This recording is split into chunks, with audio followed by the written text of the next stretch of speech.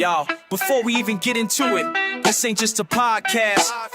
This us talking to the block, to the moms, to the homies lost, to the ones fighting demons in silence, to the kings and queens that forgot their crown. We four brothers coming straight from mud, hitting the web not for clout but for purse bills. Here, Rhythm Night brothers speaking truth to the mic, shining through the struggle, bringing dark to the light. Block to your soul, let the message ignite. Podcast for the people, every word take flight. Gritty like the grind, hell first we strive. Social heat in the streets, trying to keep hope alive. 4 mics, one mission, make the people revive. It's the night time, tune in, feel the vibe. We 4 deep like corners on a block, mics hot in the lab, cooking truth non-stop, no gimmicks. This ain't clickbait chatter, this heartbeat, struggle and soul, blacker than batter. Got fam trying to heal, broke bills on the table. Talk health, mental wealth, if we able, we enable. From the hood to the web, we built this escape. Tired of seeing kings trapped in a lowercase fake. Click clack on the keys, we ain't just pie, we preach it. Street slang, health hacks, real talk preaching. See the system rigged, trying to cage our minds, but we cracking the code like it's Columbine. I'm the brother with the blueprint, knowledge in my stash. Turn trauma to armor, pain into cash. 1 mic, 4 voices, no filters, no mask. We ain't just streaming, we building that path. Freedom Night brothers, speaking truth to the mic, shining through the struggle, bringing dark to the light. Block to your soul, let the message ignite. Podcast for the people, every word take flight. Gritty like the grind, health first we strive. Social heat in the streets, trying to keep hope alive. 4 mics, one mission, make the people revive. It's the nighttime, tune in, feel the vibe. Oh yeah, 4 mics, one mission. Nighttime, nighttime. I seen young bloods. All right. All to right. the show. What's going on, fellas? How y'all feeling this evening? Peace and love, man. You know, that's what we pushing, no question. Feeling great, thankful, indeed. How about yourself? Amen. You know, sometimes we forget about the things that we are so blessed to have in our lives. You know, it's easy to lose sight of that with all that we have going on around us, and that is so true. How you doing, Lanny? How you doing, brother? Oh man, it's been a if I didn't say it was a trying day, I would be lying. Yeah, I understand. But I understand. you know, the day started off with literally a bang, and when I say a bang, I mean I pulled off of the street and turned into heading to work, and boom, I had an accident this morning. But it was a little fender bender. It was a little fender bender, and it was kind of funny because it was like a blinding sunlight this morning, right when I made a turn. And I was trying to navigate, and I was like creeping like 2 miles an hour, and then I just like hit something. I was like, oh my God. So I got out the car, right? And then I saw this guy laying on the ground. And I was like, I hope by God I didn't hit him, you know what I mean? Yeah. So somebody else had hit him before me. And he was driving the car that I hit. So apparently he got caught in the sunlight, stopped his car, got out, somebody hit him, and then I got hit his truck, and it was just, but you know what? God is good because it all worked out, and you know, we kept it moving. You know what I mean? So praise for the blessings for that. You know what I mean? Yeah. So well, I thank God for that too. But listen, we want to take the time to welcome everybody to the show. If you're checking in with us, just say hello so we can give you we can acknowledge you. Like Margaret Nick, welcome to the show, Margaret Nick. And anybody else that comes on, just say hello so we can acknowledge you. Now, Mimi Lee, welcome to the show. And Mimi was a godsend earlier today. We won't get into that right now. But thank you, Mimi Lee. Right now, I just want to take time, Lanny. Darlene Collins, welcome to the show. Before we get into the show, man, tonight, it seems like every week we've had to do this. But Annapolis lost another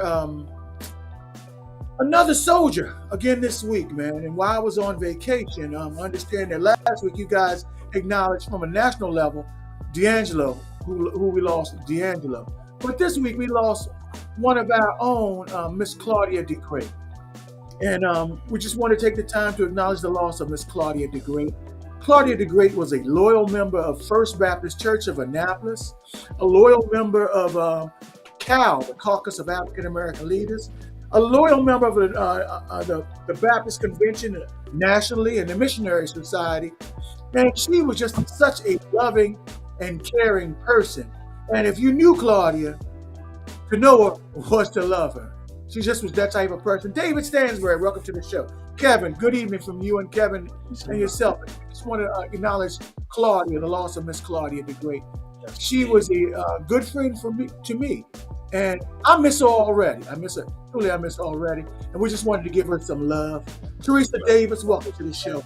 And guys, if you knew Claudia at all, it's a big loss for Annapolis. And for Baltimore, Claudia was known nationally, guys. Nationally within the Baptist Convention. She was known and loved. So we just want to send our condolences to her family, to her daughter Stephanie, her grandson Austin, and the First Baptist Church of Annapolis. It's a big loss for her. So my condolences. Margaret said Claudia was her classmate. And I know you were shocked, as were a lot of other people were shocked as well. I understand people were just with her the night before. The next day she's gone.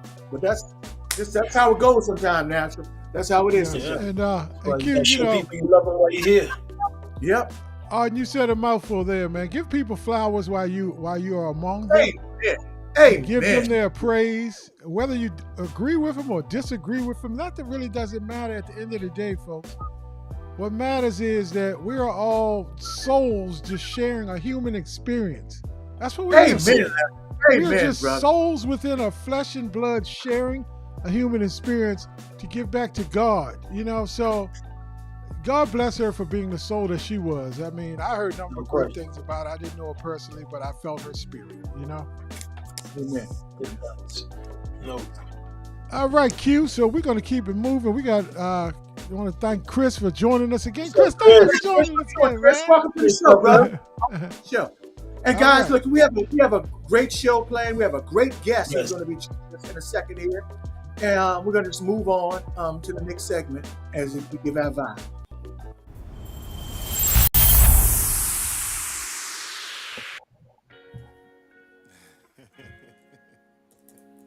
Man, I just want to lay in the shade, get in those shade, you know what I mean?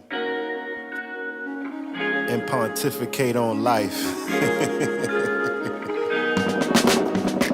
We vibing under the city lights. Wherever the wind go take us. If it's good, we make it contagious. Said we vibing, laying on black sand beaches, thinking of what life teaches. So glad and fall from the deep end. Said we vibing under the city lights. Wherever the wind go take us. If it's good, we make it contagious. Said we vibing. Oh yeah, we're definitely vibing tonight. And tonight we have one vibe going on tonight. And this vibe is an interview with Annapolis mayoral candidate, Republican Mr. Bobby O'Shea, who's going to be joining us tonight. And I've had the opportunity to meet Bobby in the last 2 weeks ago. We've had some extended conversation. And guys, the night of the show is the show where your opinion matters. And we feel it important to get the messages out. And we wanted to have Mr. O'Shea on. I want to thank David Stansbury and Kevin Smith for really giving me the idea to have you said, listen, you can't have one side on and not have the other side on. And that is so, and so I commend David and Kevin for that. Making sure we reach out to Mr. O'Shea. And Bobby, we're glad to have you on the show. And we're looking forward to this interview with you tonight because we want the people to hear from you.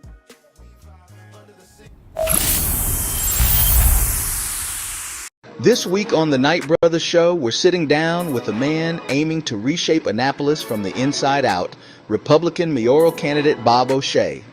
He's a longtime resident, a business consultant with decades of experience in defense and government contracting, and he says it's time to cut waste, cap taxes, and protect the character of the city he's called home for 25 years. O'Shea's pushing back against overdevelopment, calling for safer streets, smarter budgeting, and a city government that actually works for homeowners, small businesses, and young families. And now he's taking that fight into the general election. So what's his vision for City Hall? Can he flip a blue-leaning town? And how does he plan to wake up the voters who skipped the primary? We're asking it all, no fluff, no filter. Don't miss it only on the Knight Brothers Show, where the conversations are real and the stakes are local. Bobby, welcome to the show. Welcome. I appreciate you guys. Welcome to the show. Q. I can't thank you enough for letting me get involved with the Knight Brothers podcast community. Heartfelt thank you very much. No Thanks. problem. Welcome, Bobby. No We problem. love it. Well, Bobby, I want to Appreciate give your people, feelings. an idea of just what you've done and who you are and where you're from. So, just for a second, if you beg your indulgence, I just want to read your bio to folks because that was quite impressive to me. You grew up in the New York area in Canandaigua, New York. I think I got that Good job. right. All right. You got You it. got it. It's known Only in took the him 10 minutes Seneca to get language. it. Good job. I struggle with practicing that one. Known in the Seneca language as the chosen spot. From an early age, he developed a love for the water and a deep respect for heritage and history, values instilled by his parents Diana and Bob.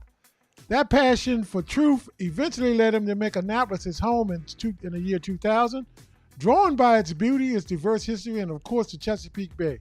Bob lives in Murray Hill with his son Trey, and they have a faithful dog. You'll see it in a picture named Togo. Togo looks amazing. While serving as a proud sponsor to 7 midshipmen, we want to find out a little bit more about that when we get into the interview. A former member of the Board of Trustees of the Naval Academy Primary School, he continues to champion the importance of education and opportunity for every child in our community. With more than 40 years of experience consulting and negotiating for industries across the nations from telecommunications and defense to government and medical sectors, he's built a career on bringing people together, identifying opportunities, driving progress. Known for his straightforward leadership and results-driven approach, Bob is ready to bring that same energy to Annapolis. His vision is simple: to unite the city so that education, history, culture can flourish and every resident benefits from shared prosperity. So without further ado, we want to welcome to the show, first time, the Knight Brothers. Y'all know how we do it. We want y'all to type in the chat group and give them a nice warm welcome. Bob O'Shea, passionate leader, community, shaping the community Thanks, of Lenny. Annapolis. Start typing now while I reappear his face on the screen. All right. There you go. Bobby's Welcome, sir. back. baby. Welcome. Welcome. It's Welcome. good to have you on board, Bob. Really, it is. Thank you. Great to have you. Appreciate you guys having me on. It means a lot. Thank you very much. Thanks, Margaret, for the welcome. Appreciate it.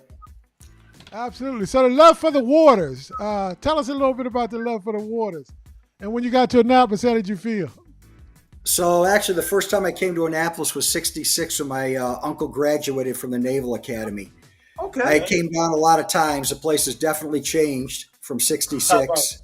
Yes, I indeed. definitely remember it from around the 90s when I lived up in the Bell area and would bring the boat down. I moved here in 2000. I love the place. The only issue that I really have, and that's why I'm running, is I feel like it seems like we're stuck in a circle. Back in 2000, I got involved.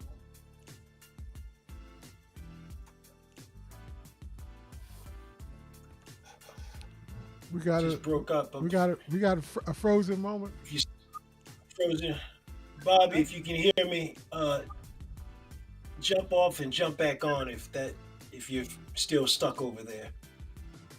Yeah, we definitely want to hear from you. So just jump off and click the link again, and you'll come back on if you can, Bob. While he's doing that, Thank while he's doing that, if we can get some more chats in the chat group. There he is. Go right ahead, Here we Bob. go. Pick up where you left We're off. back. Yes, sir. We got you, sir. Perfect. We got you. Perfect. Gotcha. Thanks. So I love this town, and I really, really want to make a difference. And I'll tell you something right now. I'm going to talk to your community. I have friends over in Ward 4. I have a woman who I've known for a long time. She works at a couple different places, and her daughter. And Trey and I go out. And let me tell you something that really concerns me, you guys, and I think you'll know what this is. It was really funny. I'll tell you a funny story about Moon, the barber. Yeah. I live right near him, and I have signs up. And all of a sudden, someone's laughing. He's going, "Oh, no, what Moon do to O'Shea?" So they put my signs down. So I went in, and all of a sudden he says, "Yeah, I'm the one who did it." And he and I talked for a minute, and all of a sudden we both had a moment. Some people call it, like luck or fate. Some people call it God. God made me go in there. We had a little conversation, and I said to him about an incident that happened about a year and a half ago that you guys are probably familiar with over on Clay Street. Mm-hmm. A gentleman walked his daughter to the bus, and someone came up and killed him. Jeez. You want to know something? We are a little bit calloused. So to us, it's like, up, here we go again. But what about those poor kids on that bus? Seeing that incident? And to me, I do not think that's acceptable. I don't think it's acceptable anywhere in the city of Annapolis. And that's why when we get into this a little bit, you guys are going to see, I really want to work with the police to make it so we can have a friendly environment where they're actually involved with the communities. So we potentially defer or get rid of the crime, or at worst case, make it so these people say, I'm not doing it here. And your guys' communities, I think you've been underrepresented, and people just come in and smile. And how much have they changed? And I would like to try and make a difference there. I hope you guys didn't mind me going down that route, but it means a lot to me. No, it's a perfect place to go, because we start talking about, police is one thing, and that's great, but there's a lot of things to do prior to the police coming in. And that's really what's kind of missing, the engagement to children and putting children first. So that's definitely something to really get into and plan in reference to enrich the children's lives, because that type of trauma is happening all over the place. Yes, And unfortunately, the now, child so you're right. sees that. It's one thing for those children. I mean, it's super bad for the children on the bus, but what about the daughter that was holding his hand or walked up the street with their father, and they don't come home and they saw their father stretched out? And it's a lot of trauma that we really need to deal with, because hurt people in turn do what? Hurt other people. Hurt people. You're right. Hurt people. So You're spot. yeah, I'm definitely all in that. You're Q, spot on. We're going to kick it off with you Yeah. with the line of questioning, and go right ahead, sir. Yes, sir. Well, congratulations on being the Republican nominee. And I know you ran unchallenged, but what was your biggest takeaway for this campaign? And how did that, being unchallenged, how did they get you ready for the general election? Just, extrapolate on that a little, if you would, please, sir. Yep. So what was really nice about it was we had probably 7 or 8 forums and debates between the two Democratic candidates and myself. The thing about it is a lot of the questions were the same, but some of the places mixed it up. The Boys and Girls Club did a really good job at the Bates Legacy Center, because what they did is they literally gave us some of the answers, the questions before, and they said, we'd like you to actually go in depth instead of just a problem for you is this. And this is what's cool about this podcast. Say this is how big a problem is. Someone gives you 2 minutes to try and explain that problem. Yes. You can't do it in that period of time. All you're doing is doing it from the 40,000 foot view. Yes. And Gotcha. this made me, being involved in the primary, even though I was going directly in the general, I was able to hear what opponents were talking about. But more than that, I was able to hear what the residents are concerned about. 3 of the main things: public safety, which Arden, you just brought up again. I think we have a big problem with taxes and fees. They talk about affordable housing. There's a couple things about affordable housing. Affordable housing isn't affordable housing if it's not livable housing. And with Amen. you guys know what I'm saying. Let's talk Amen. about what's going on in the HACA stuff right now. And then another thing I'm really concerned about is our infrastructure. And by that, I mean our major roads, our neighborhood streets, our sidewalks, our parks. They have been more reactively taken care of instead of proactively being taken care of. And I really want to try and make a difference on those 3 things. Other things I'm concerned about, but everybody's concerned about public safety. There is no reason to continually hear shots fired over in the Eastport area, there's no reason that parents in those neighborhoods cannot feel comfortable sending their kids over to the Bay Ridge Shopping Plaza without them having to potentially worry about being accosted or worse. Yes. Amen. Amen. All right. Well, Arden, go ahead. I know you had a question for Bob. How does your message and campaign seek to link up with undecided voters, from both parties, and also like me, I'm independent, registered independent. So what do you speak to those? What do you say to those people that are either on the fence or even some are apathetic? We had a little pre-conversation in reference to the whole apathy thing. Yes. How do you feel that you can get those people back off the fence and engage, and even beyond just voting, but engaged in their community? I like it. So, first of all, I said this a long time ago and I'm saying it now. Annapolis isn't an R. Annapolis isn't a D. Annapolis should be an A for Annapolis. And why do I say that? 137 cities in Maryland are nonpartisan at the municipal level. Only 3. Baltimore, Frederick, and Annapolis. And the thing about it is, at this level, we should be caring about our residents. Okay? And think about what's going on once again, when all of a sudden every single vote at City Hall is like 9-0. Sometimes it's good to have people that are smarter than you in the room, and you have a debated conversation, because you end up usually with better results. Yes. Lenny, Arden, Q, do you guys always agree? Do you always agree how the show's going to be? No, absolutely not. What do you end up with? You end up with a product like you guys put out, and people respect it. And the thing about it is, people should respect what city government does.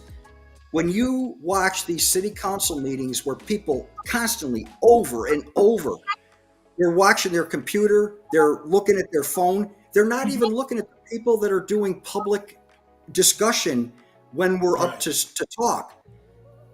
How do they even know what their people want? And when you hear 80%, 85% of the room opposed to what's going on, and then boom, yes, yes, yes. I'm sorry. I don't think that is good for a government. I don't think that's good for the residents of the city that we call home. I love it. I love your answers, man. I love your passion too. Lenny, thanks, man. Because that's kind of missing in today's politics. A lot of gets watered down with people not being their authentic selves, and I love what I'm seeing here. Candidate O'Shea, or Bob, as you prefer, Bobby. The primary vote was a little low turnout, and I was kind of dismayed. I know primaries don't turn everybody out, but the numbers were a little lower than what I thought they were going to be. So how do you plan to stimulate larger numbers in November? And do you think there will be larger numbers now, because it's coming down to the final where a real choice of selection is going to be made? Speak to that a little bit for the audience. So first of all, I enjoy this for one reason. Rhonda Pindell Charles was one of the opponents in the primary, and she is a great lady. She has dedicated a lot of her life to the city of Annapolis. And what I really felt bad, I'm going to be straight with you guys, I thought she was going to get a much different result. And I thought that there would have been a little bit more turnout in the communities that would be supporting her. That being said, we need people to get out to vote. If everybody just sits at home, guess what? What we have currently is what we're going to have in the future. We want change. We've got problem with overdevelopment. In regards to getting more people out, I'm trying to get a message. I will tell you guys, I mentioned it before. I have a problem. My problem is I don't have a filter because we don't have time for that. We need to fix the city. We need to save Annapolis. Why do I say that? We have 4 major arteries that come in here: Naval Academy Bridge, Robb Boulevard West, and Forest. And all of a sudden, we're putting in Providence Point, no issue. That's 400 homes. When you come in on Forest, sometimes look at how busy that is. Yes. We need to look at, first of all, how do we take care of the infrastructure to make it so those people that live down farther, say in Eastport, or even the ones at Arundel on the Bay or Bay Ridge. Now, they're not part of the city, but they create part of the traffic. Yes, yes. They want to do more housing over on Tyler. I spoke to somebody who is a professional at affordable housing. And you know what she said to me? You guys ready for this? Guess how many more lower and Section 8 affordable housing Annapolis needs, in her opinion? And this is someone that knows what she's talking about. 0. She said what we need to do is we need to fix the stuff that has not been maintained for the people that live there. Make it so that they're proud where they live, not that they live in a dump. And some of those places have been condemned. You know, guys, what I'm talking about: Harbor House, Eastport Terrace. And because they haven't been maintained, the inspections, they stopped doing inspections on these places. They do more inspection on short-term rentals than they do on people's permanent homes. Is that right? I don't think it's right. Absolutely. It's definitely not right. And people are sick and getting sick from it.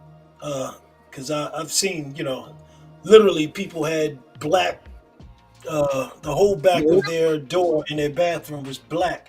And that's black mold.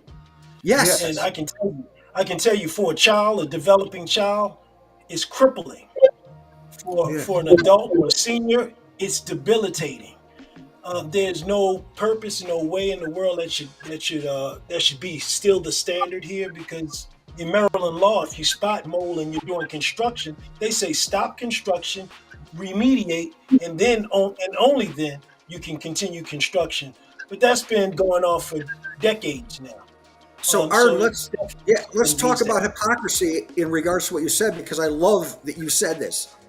So when all of a sudden a home that needs to be a rental, they literally shove it down the owner in regards to lead-based paints, and make them fix all that.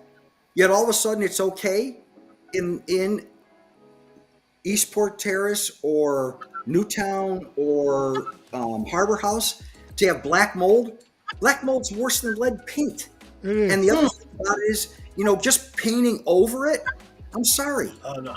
You've got to start from scratch. Yes. Yeah. To tear out, rebuild. That's what it comes down to, and it's just the cost. And they are, but you know that they are in the process of working on some of that stuff, and I definitely want to support it. I also, you guys, here's the thing. I know you're going to probably later on talk about money, but the thing is, the city needs to concentrate on what makes a city run. Yes. Okay? And then when we make the city run, we make it so, guess what? More people come here, more people like being here, we get more revenue. So we have more tax dollars that we can spend to increase people's lives. It seems like we've been spending money. The budget's gone up. There's different reasons it's gone up. But the thing about it is, you guys have been here a while. I've been here 25 years. I know some people, probably like you guys, have been here a long time. And in reality, in some of the communities, how is it any different? I don't know if it's that. It may even be in some communities worse. You guys, let me ask you a question. Say 20 years ago, 25 years ago, and I know there were areas, even over in Eastport, way back when my uncle was there, or, when I came to his graduation, that Eastport's changed a lot. But I guess what question I'd like to ask is, I feel as though from people that I talk to, that they think some of the neighborhoods that they're in are a little bit more uncomfortable now than they were when they were kids. Wow. Is that a wrong statement? I mean, you guys, am I wrong? there's Well, I mean, there's a degree of truth to that, no question about that. There have been some areas that really have not elevated and have gone backwards as far as the conditions that people live in. But Bobby, we want to keep moving forward because Oh. I have a question. no, I Question. mean, Go ahead. Go ahead, go Arden. ahead. Go ahead, No, Arden. no, because I have no problem. I mean, straight up, I'm pretty much the off the hip shooter. I shoot it straight Yeah. for real. When I grew up, the neighborhood I grew up in was Spar Road and Out Parole. Literally, completely a black neighborhood. I walked to school when in elementary school, walked back home. If something happened, Miss Brooks or Miss Johnson, everybody looked out in the neighborhood, straight plugged in. I could leave anything in my front yard. Didn't have to close or lock the front or back door. Out Spar Road, the same situation. My grandmother was an educator, was known around the community, very well beloved. Was like the mother of that particular block over there. So I mean, was it my childhood was absolutely freaking amazing. I See? could go to any community, Yes. walk there, ride bike there, skate there. We played You felt football in comfortable. different communities. Felt Everywhere comfortable. else, it was a beautiful, beautiful. I mean, like experiment in Annapolis. Let me say. So yes, it's a lot worse than it was then to me. And I mean, bottom line, I mean, I see people that say they can't go to a certain neighborhood or to this other neighborhood. Didn't have that. I didn't have that problem at all. You know what? Let's say I want to add one more thing. I think it was probably a month and a half ago now, on a Sunday, I went to the appointment, to the confirmation of Stacy, the judge for the orphans court. Stacy And I'll Scott. tell you something. Yes, Yes. I felt so enlightened when I went there when you heard her story. Yes. But you know what the cool thing about that story is? A mother and father who cared so much about their kids Yes. that they kept them out of trouble. Yes. I They know. didn't let them go over to that guy who said, "Hey, will you take that envelope across the street for me? Here's Yes. $10 or a candy." You guys know what I'm talking about. Yes. These are the things that you need to make it so that every single individual can feel safe for their kids, so that they go, "You want to know something? I'm going to make it so my kid has a chance to step up from where I'm at," because that's what every parent wants. Yeah. And I love what you said, Arden, because you're spot on. You know, you're being truthful. And going back exactly to Annapolis, the change that should be happening is change that makes everybody feel good. But more than that, it should be change where people see a difference. Yes. And the difference should be a positive difference, not a negative difference. So thanks for interjecting. Appreciate it, man. Amen. No problem.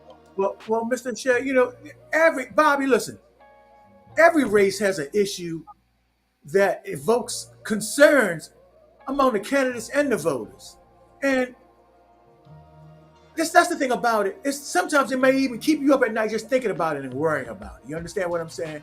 And Yep. with your obvious passion for the city, what are some of the things that, even when you're in your downtime, that worry you about the city and concern you about the city, and things that you've expressed some of it, but go in depth and things you would like to see dramatically change within the city itself. Things that keep you up at night.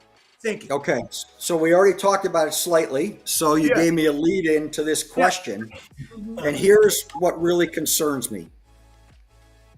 About 3 weeks ago, 2.5, 3 weeks ago, as you guys probably know, a 14 and a 17-year-old are walking over near the Tyler Heights Elementary School. Yes. The newspaper reports it as these two individuals were in the process of trying to murder somebody. Wow. So first of all, and there were shots fired. They found casings. You can read it. This is what happened. I'm sorry, that's not acceptable where we live.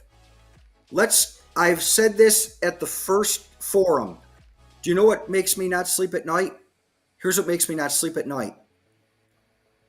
A tourist comes to town for one of the best days of their freaking life. A mother got her son into the Naval Academy, comes for graduation. Come on now. You know where I'm going, don't you? Yeah. Yep. And what happens is a stray bullet hits her. She now is looking down at her son and smiling because of what he has done for himself and where he's at. But do you know what upsets me the most? This is like Christmas or Thanksgiving when someone in your family dies. Every single time that poor young man thinks about a naval graduation that happens every single year, he remembers what happens to his mom at the Naval Academy. And I am telling you right now, that is not acceptable. And that's something in my mind that I have a problem with. You know, another one I have a problem with? Let's talk about what happened at the Capitol. Imagine, again, you're a mayor of a town, and all of a sudden, somebody that they knew was predatorial towards the paper goes in and shoots those poor people. And I had just been with Wendy about a week prior at the Eastport of Rockin'. And when that had happened, I'm going to be honest with you. Those are things in a community of 40,000 people. Yes. They shouldn't be happening. And I don't know if you agree or disagree, but those are things that keep me up at night. What keeps me up at night is if you're in office, that our police officers have the support that they need and the resources that they need. I brought up 2 weeks ago about my Protect the Kids. And what I want to do is I want to make it so that the police officer is trained as well as they can. So that if we have somebody who is unhinged go into public, private, or our daycare centers, I want it so that our response is professional, it's guided, and it's going to reduce the potential for injury. And why do I say it? Because yes, we're going to have the state involved, the county involved, but if we have something happening within our city, who are going to be some of the first responders? Our law enforcement professionals.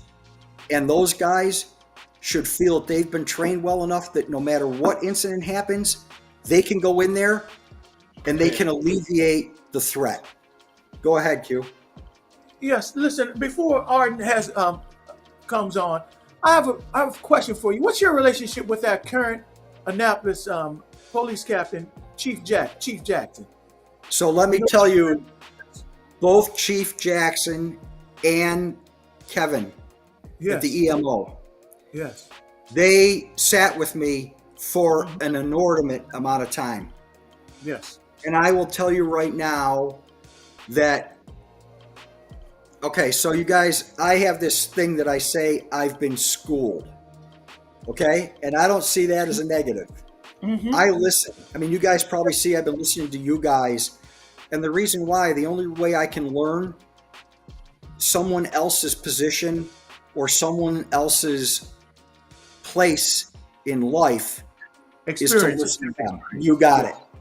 And if I think that I'm the smartest guy in the room and I have every answer, guess what? The answer or the result we're going to get is not a good one. Because I am very good at the defense industry and the medical industry and how to make people work together. I also have passion for people, but when it comes on a day-to-day life in regards to, like when Yolanda told me about the incident on the bus, guess what? When she told me that, my son Trey and I, it's like, you're kidding us, right? And then when we came home, I went to the internet and read the story. Research. Yes. Yeah. And that's the only way that you can learn and come up with solutions that are good for everyone. You guys, let's pretend that there's 8 things out there. 2 of them are like unreachable right now. 3 of them, I'll prove to you we can get to them, but let's take care of this low-hanging fruit so you guys know that I hear what your concerns are. We fix those 3 things, and we move to say 2 of the next 3, and all of a sudden something happens where that unreachable one, let's go and work on that impossible dream and see if we can find a solution.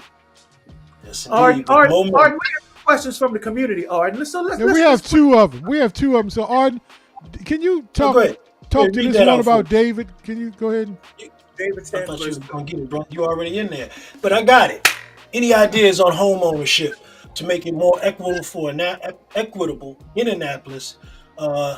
Many educated professionals are having some trouble with the affordability issue, and I would even speak a little further with the redlining issues that has encumbered Annapolis for since I've been a child, and that's been over 50 years. Literally used to be a line right down West Street, but we can get into that later. David, thanks for the question. So actually, it's a great one. About 3 months ago, I had the privilege of meeting with Isaac Vineyard for a little bit.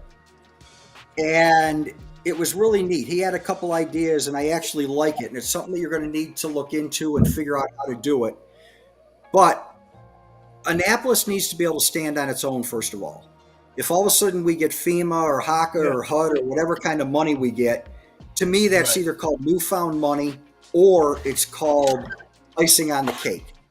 Where all of a sudden, if you're spending money you don't have, you run into situations where we are right now with a bloated government. What's it have to do with affordable housing?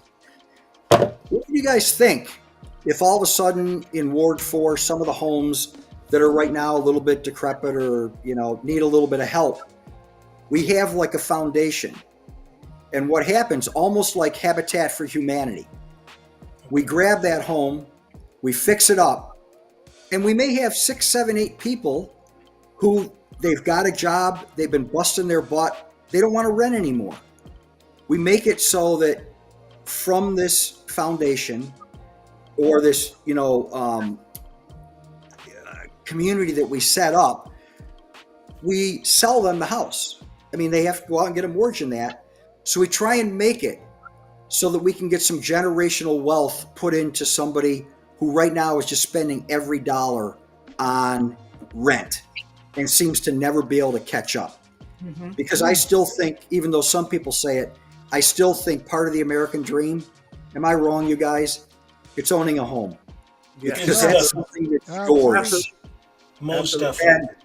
And so if we could come up with a way now on top of it, because if you guys maybe have heard, I want to reduce the budget by 20%, but that 20% I want to reduce it by, 10% will be real reduction. 10% will be reinvesting in fire, police, EMS, our parks, our community.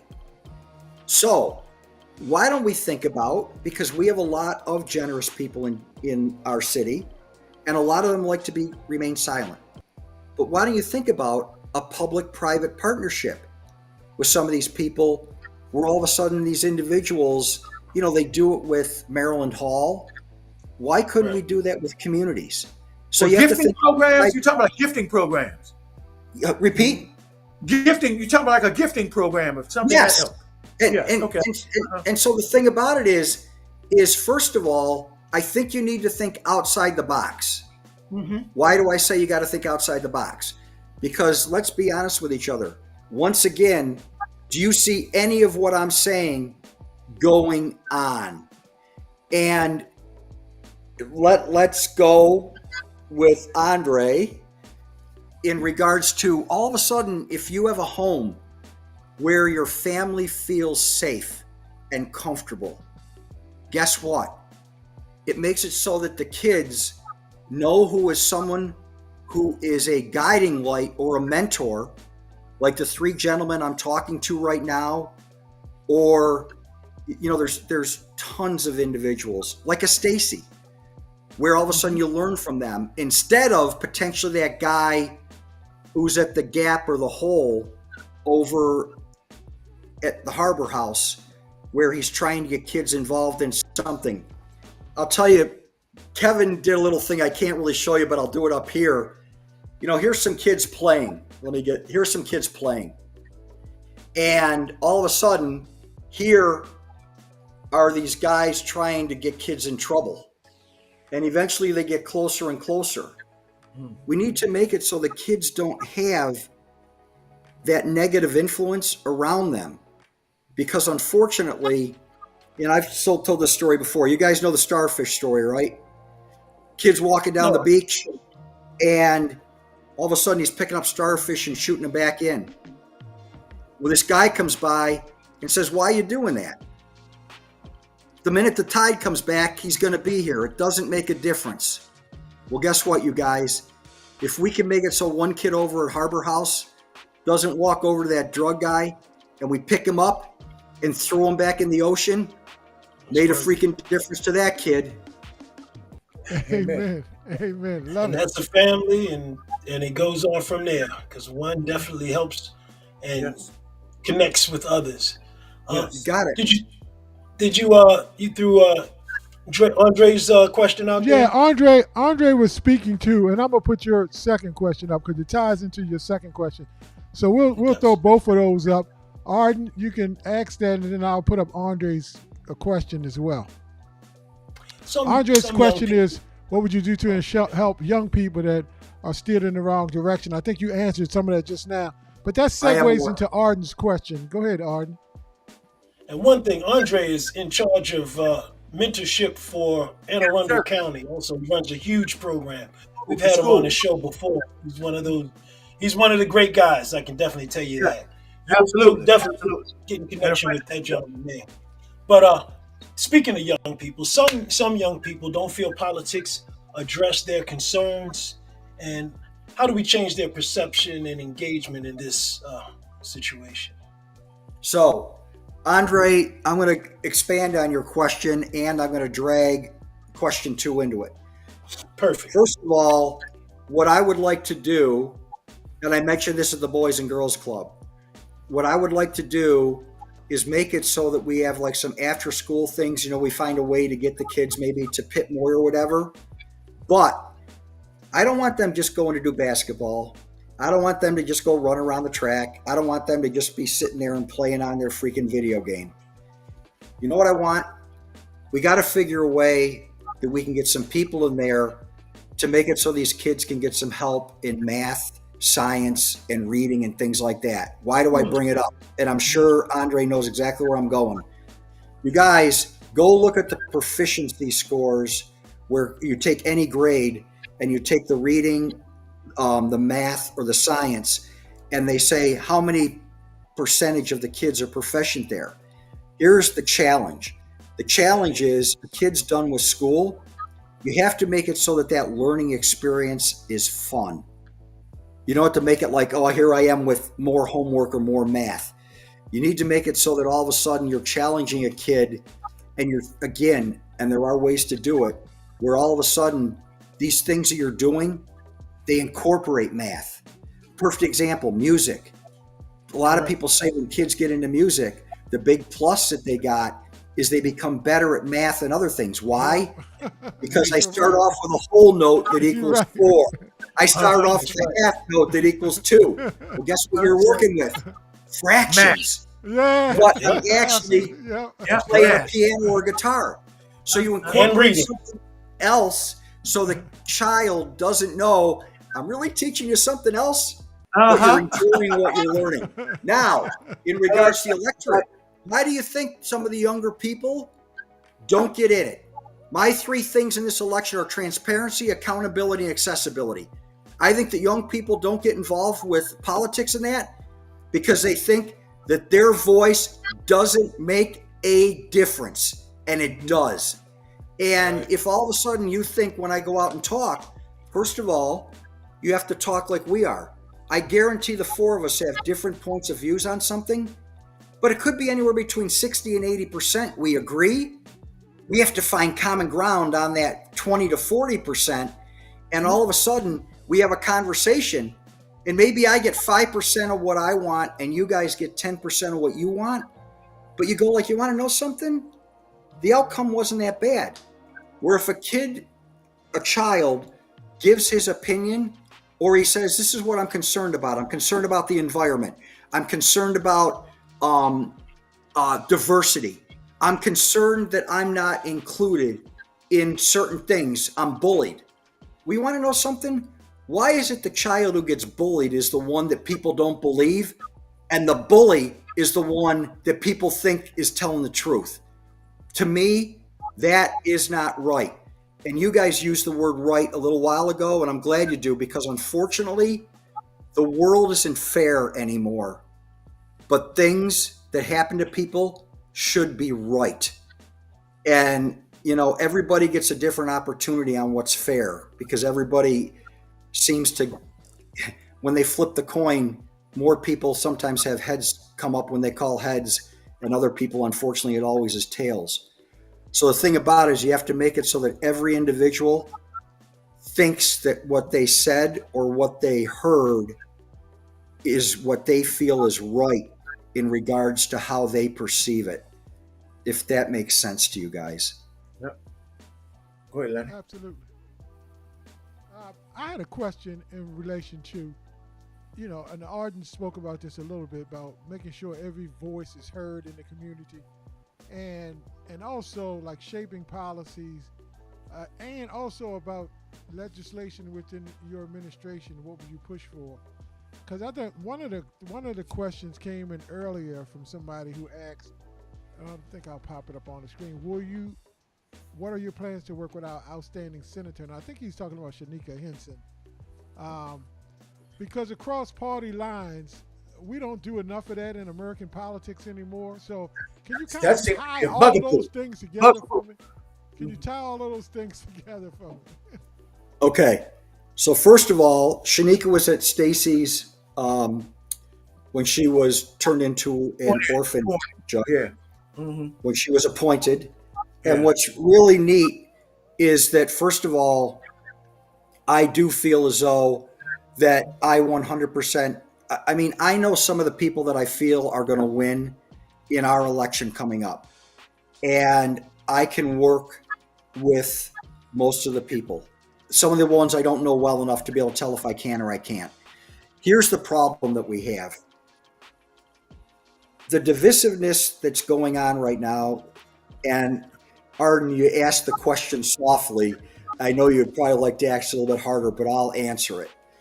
Is the divisiveness is not good for anything. Here's the problem we have. Why is it, and I know you guys have probably seen it yourselves, why is it that I will be open to what you have to say, and I want to hear your opinion just as long as your opinion and your thoughts are the exact same as mine? How many people? Okay, but here we're talking openly, and the thing is, that's the way you can fix things. Like there may be some things that our Maryland delegates feel as though they'd like to help Annapolis with, and there's some things that maybe Annapolis can help the state with. I mean, I'll give you a good example of a partnership is Historic Annapolis. Historic Annapolis takes care of buildings that are owned by the state of Maryland.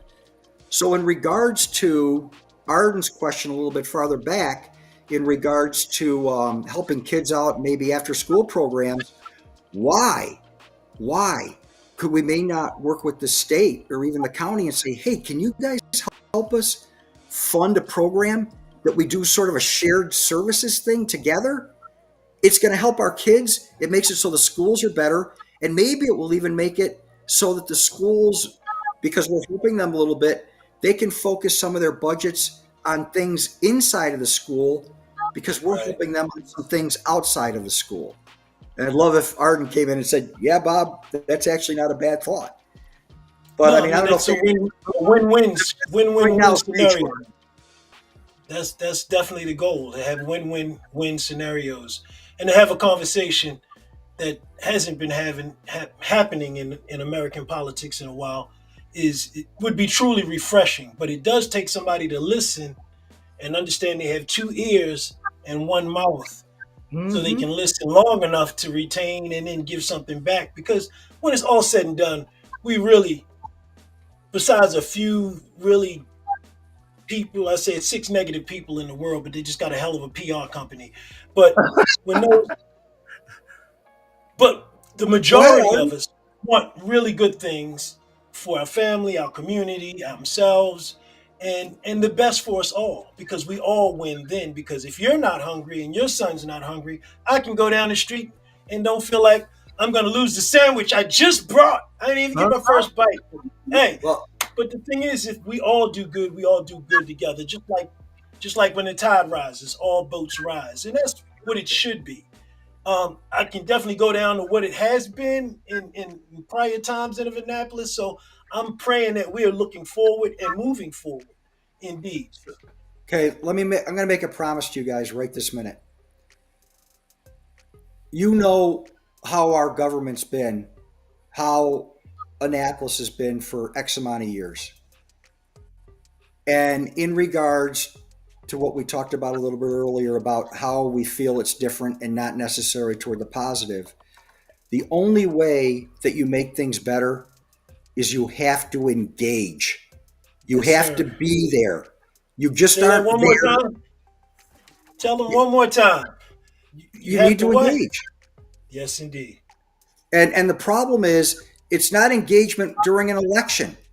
It's engagement the whole time you're there. It's engagement where you've put a program in, and all of a sudden you've got 30 minutes when you're sitting at City Hall, and you go and you drive over to, say, the Baptist Church or somewhere. Or, no, let's go better. Stanton Center. Okay, here, you guys, let me give you a good one. I sat down with Carl Snowden, and he and I, we always think we're going to be together for an hour, and 3 hours later, we're done. That sounds about right. So, you get a kick out of this. I said, Carl, let me ask you a question.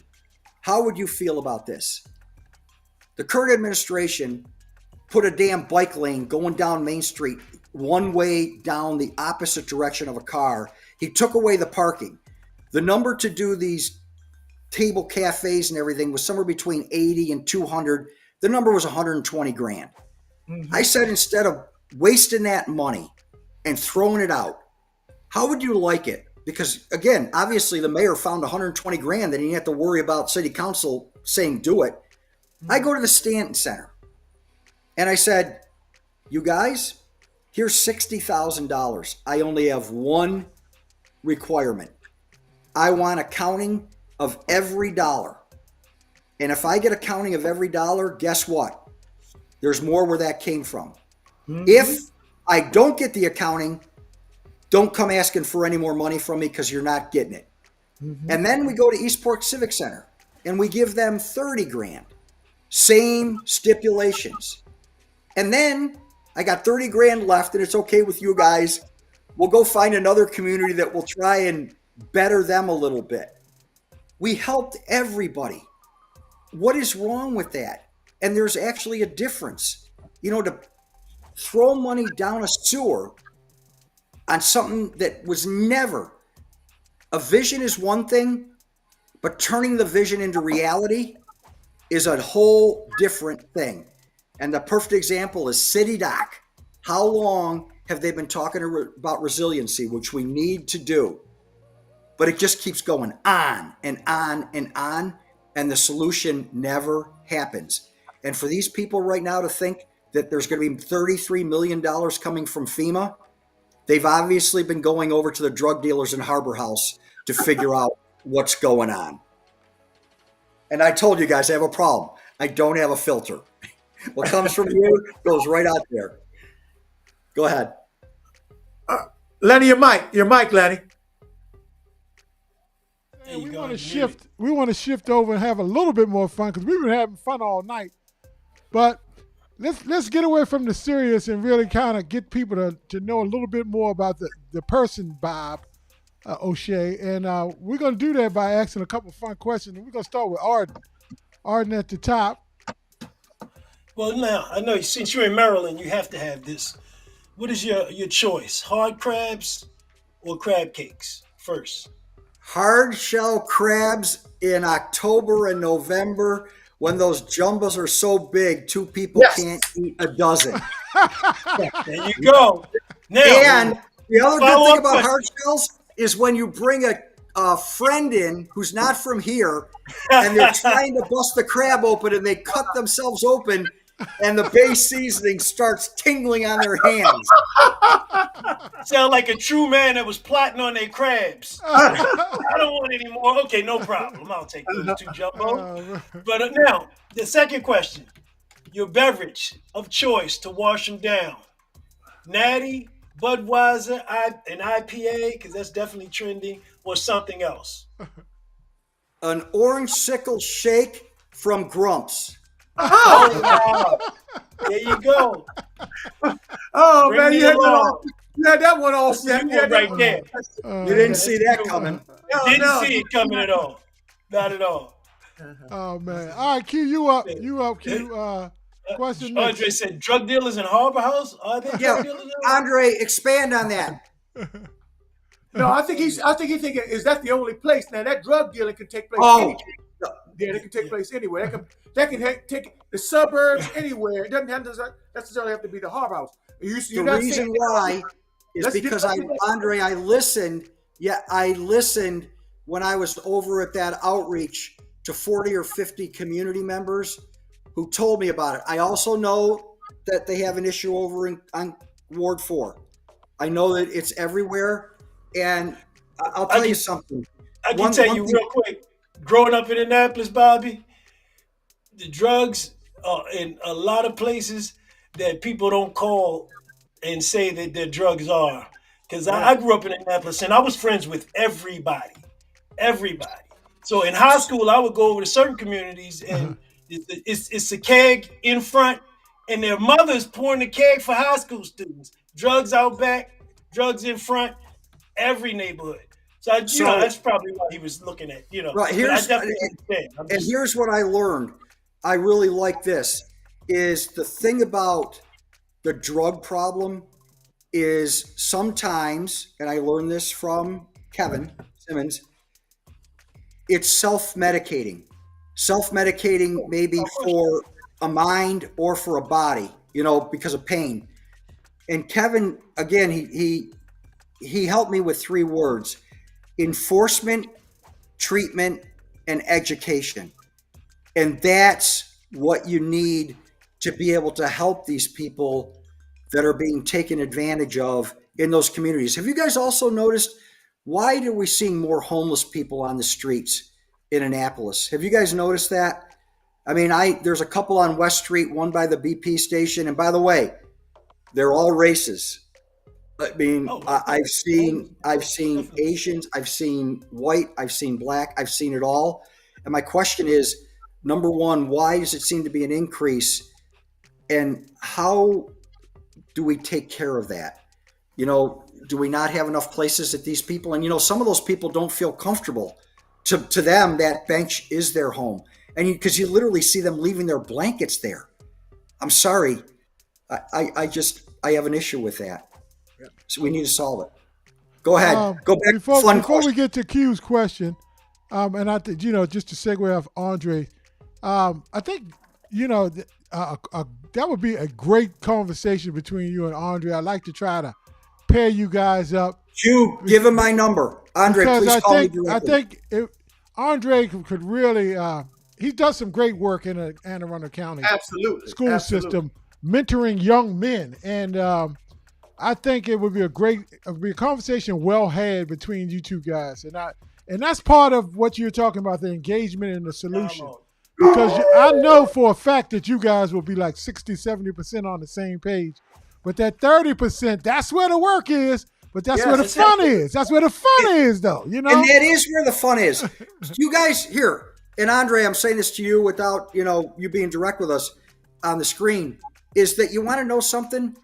When we're dealing with that 30%, it can get combative.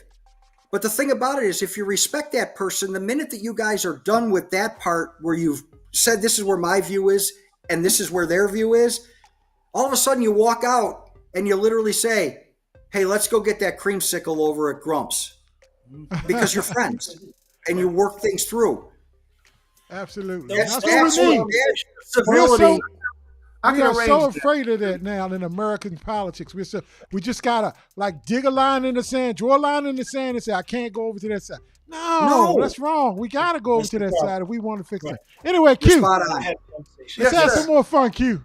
Okay, listen, Bobby. Listen. Okay, we asked this to your opponent as well. We want to ask you, and I know you sponsored midship in the past, so this kind of is in your wheelhouse anyway. But would you be in favor of the Naval Academy Midshipmen versus the Maryland Terrapins annual football game to be alternated between Annapolis and College Park. And could you push for this? Would you push for that if you were? Yes. So we would have to, I'd have to go to Chet and say to Chet, okay, who do we need to talk to now to make this happen? Right. The funny thing is, it would be neat. You're talking about the AD of the Naval Academy. You're talking when you reference Chet, you reference the AD of the Naval Academy, correct? Yes. I just Great want guy. people to know what you're talking He's about. done a lot for, our community and everything. But here's what's funny about the question you just asked. We have that military bowl. Look how many people that brings in. Yes. Think about what would happen at College Park in Annapolis when you're dealing with two teams from Maryland. Yes. Imagine the size. You want to know something else you should think about? Because they already do it. Think about it. What happens when the midshipmen play the Terps in lacrosse? Yeah, that's another one. That's another one right there. If they could do that on an annual basis. You think outside the box. If not only the kind of revenue that could draw for the city, for restaurants and the bars, and just for the town in both areas, that could be a real source of revenue. I want to tell you here real quick. I want to tell you one last thing. My midshipman, again, I've always lucked out. I had my midshipman was a long stick middie. He ended up being in the where they made it to the finals a few years back. He was a junior. But here's what's really cool. I had a female, Lindsay, who was like the first class of female subs. Mm-hmm. And she was a person, guess what? She didn't need HR to keep people in line. Mm-hmm. She made it when the people came to that line and they were about to cross over. She on her own knew how to make it so they understood and they respected it, and she still respected them. That's something that the Naval Academy does.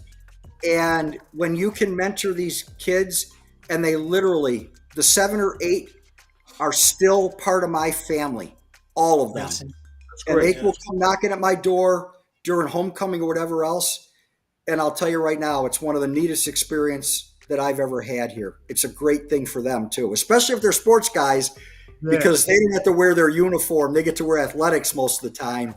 Right. Instead of the guys who aren't in sports. Go ahead, continue. Go ahead, Lenny. No, I just look right there. I tell you, this has been for me. I don't know about the rest of you guys. This has been fun, man. It's been without question. A lot of fun. I enjoyed it, and I hope you guys walked away with a different opinion, because we all have preconceived notions. When Q called me, I enjoyed his conversation right from the start. He gave me an opportunity. The 3 of you, I can't thank you enough.